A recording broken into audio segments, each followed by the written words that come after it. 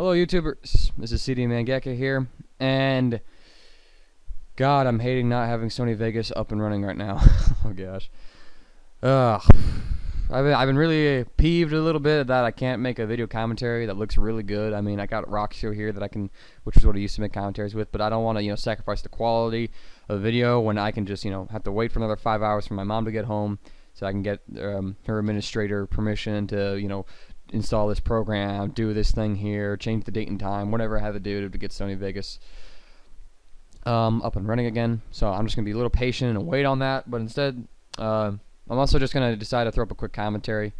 Just, slap on a picture, discuss a little quick thing, and, just like, hopefully discuss. Sorry for no content on Saturday. I usually get a video up on Saturday, damn it all, but again, it was a good weekend. Good Saturday, good playing, good amount of playing time. It's always fun and good. Win streak's been building up, baby. Win loss is going way the hell up. Oh yeah, loving every minute of it. And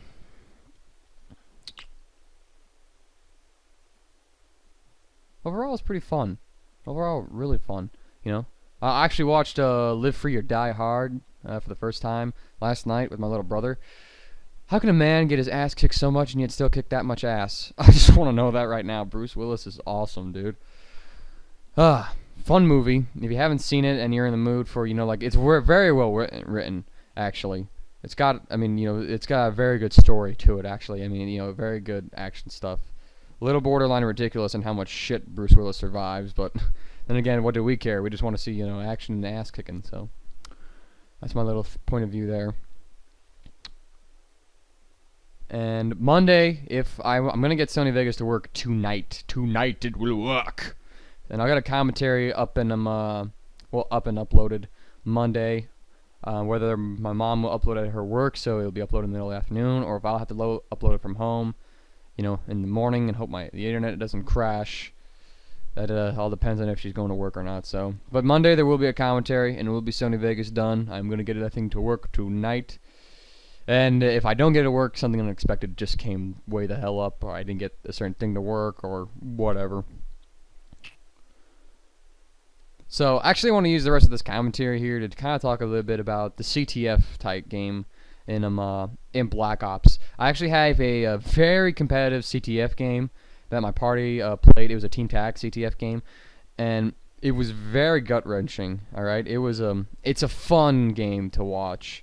Alright, because it's a fun game to watch, and I want to do a play-by-play by that, and I also want to talk about the CTF in Black Ops, but I'd rather, just stick with the play-by-play in that commentary. So I'm just going to, talk about how CTF kind of works here in Black Ops, alright? So let's kind of get started with a little quote-unquote lecture here. Hopefully it makes sense to people.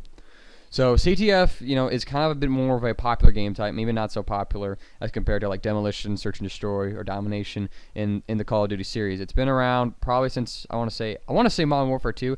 I think it was back in COD 4 in World at War. I'm not too sure though. I don't see any gameplays of that, but there was some CTF stuff in Modern Warfare 2 done. So, a fun thing to do in Modern Warfare 2. Let's talk about Modern Warfare 2 to Black Ops. Okay, I know Modern Warfare 2, so let's put it that way. In Modern Warfare 2, CTF was a very fast game type. It was a very fun game type, and with a party, you could essentially set up with 2 defenders, 2 midfielders, 2 runners, and just get a train going. You can get like 22 flag grabs. It was fun to see how many flag grabs you can get, and it was very easy for Slayers to get a lot of kills because the enemy would a lot of the time spawn in front of you. The spawns were fixed points. They would jump around a bit, and it was a very simple killing exercise. Very fun to do. I have like 50 CTF games uploaded to YouTube right now from Modern Warfare 2. I don't have that many from Call of Duty Black Ops. And because the breed of CTF in Call of Duty Black Ops is a much slower game type due to some of the changes Treyarch has made. First off, Treyarch has put a capture limit on CTF. And what this kind of does is promote, it's not so much who has the most flags, it's who gets the 3 flag grabs first. And I guess they put this in to prevent the abuse of full parties against randoms. Like as a random, you're stuck there in a spawn trap while the enemy is constantly scoring points against you. And to save them from that, now it stops at 3. And but the time limit is still in there, and you can essentially just grab the enemy flag, chill by your spawn with it, and just keep spawn trapping them. But you can't just constantly rack up points and abuse it. As well as it takes you multiple games to get Marathon Pro. I think with a tie into Marathon Pro, a challenge for it being get 15 flag grabs. Will capture the flag 15 times at CTF. That they purposely built CTF like that to prevent people from getting Marathon Pro. That challenge in one game, you have to play it more and more often, so it's not a one-time deal. I think that was a major point behind it. And they all, they split up into rounds, same old thing. But again, you can only get about 6 flag grabs in a game. Spawns are still kind of fixed, but the main difference in CTF that really slows the game down is how the flag runner works. Okay, but in Modern Warfare 2, no matter when you picked up the flag, if you're the flag runner, you always had a kill emblem above your head that was moving. Not in live time. I mean, every 5 seconds it would update, so you could get the idea where the enemy was running, and you could essentially, try and cut them off. Didn't matter if there was a counter spy plane up, if they had cold-blooded on. You could always see him, and this made for fast game type because you always knew where he was for the most part. You knew where he was running, so you had the opportunity to try and cut him off, and very fun. Doesn't work like this in Black Ops. In Black Ops, in order to see who has a flag, to get that kill sign above his head, you got to be able to get a spy plane up, all right? And then you'd be able to see him. And what this kind of does is actually go into a bit of a good direction. It has a good intention, but it has a bad effect to it. I'll say bad, but it's a strategical wench, we'll call it. I don't know. Wrench, whatever. So, by having people, in order to see the guy with the kill sign run spy plane, trying to promote the use of, team supportive kill streaks, and obtaining kill streaks as well as killing people. They don't want you to blindly run an objective. They want you to get a kill or 2, get your spy plane. Okay, 2 kills or 3. Let's address hardline and the proper amount of kills needed for spy planes, I suppose. In order to see the flag runner, so it's trying to promote people who are being smart, who are killing people, as well as guys who support their team. All right, if you want to see that flag carrier, you better get that bitch ass RC car off, and you better drop your kill streaks down in order to see them. All right, if you have a Blackbird up, it also works. But a lot of people don't get Blackbirds, and you don't see a lot of spy planes probably in CTF because not a lot of people run them. Again, RC car, or you got your guy with the .5 KAD running around with Blackbird chopper dogs because he thinks he's Grizz, baby.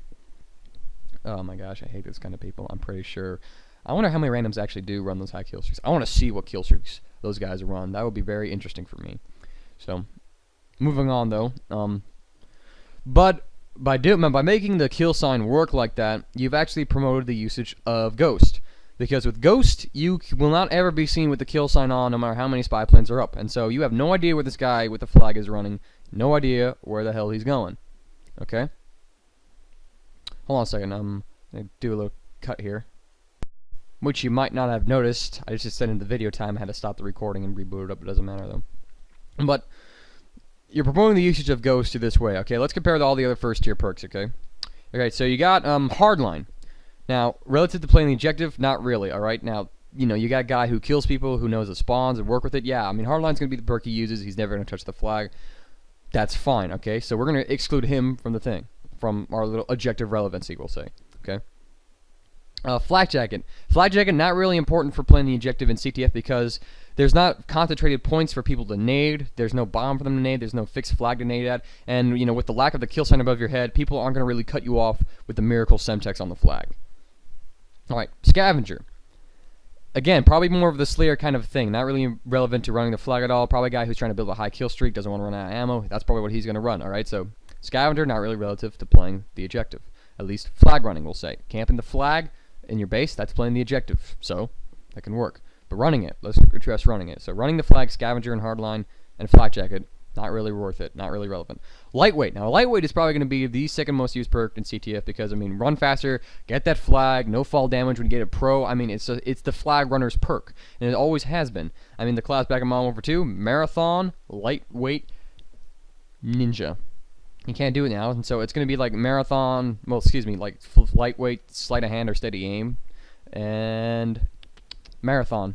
That's like the flag runner's class in Call of Duty Black Ops. And get the flag faster, you can get it back. So you can see that. I mean, so Lightweight so far is the relevant perk for playing it. Ghost, very objective oriented perk. Well, that's a bad way of putting it, but this thing makes playing the objective in CTF really, really easy to do. We'll put it like that. You know, most guys are throwing the ghost, set a claymore on the flag, camp in the spawn, and you wait out people and kill them. All right, he's doing his team a favor. He understands it's important that as just as much as you need to run the flag, you have to have somebody defending your flag so you can cap it, and he'll be the guy who's probably building the kill streaks along with the hard-line scavenger guy. He has a better opportunity for it, though, because he's never seen on radar, and as long as he's not facing a full party that's doing callouts, people will never know where the hell he's camping. So, I mean, he'll be the guy probably getting blackbirds, chopper, and dogs, and once he does, his team can run the flag without deterrence. The real danger in CTF is the ghost guy who realizes that, hey, if I run the flag, no one will ever know where I'm at, so I can, you know, even with the spy plane, nobody will ever know. That's the danger there. That is the big danger there. The guy who realizes that is going to be the biggest pain in the ass for your team. This guy is taking abuse of the system, in a sense. And so what you get is you get a ghost guy who runs the flag, you know, he's never seen on the spy plane, so he always you know, because it doesn't matter how fast you are, if people know where you're running, there's always going to be some way for a person to cut you off. But if no one knows where you're running, your odds of capping that last flag are through the roof, essentially. And with the ability to run marathon on the class 2, you can still move pretty quickly. But I mean, that's just by doing what Traeger's done here is promoted an environment where ghost usage is almost promoted with the lack of, you know, first tier perk competition when it comes to relatively playing the objective and the sheer effectiveness of the ghost perk.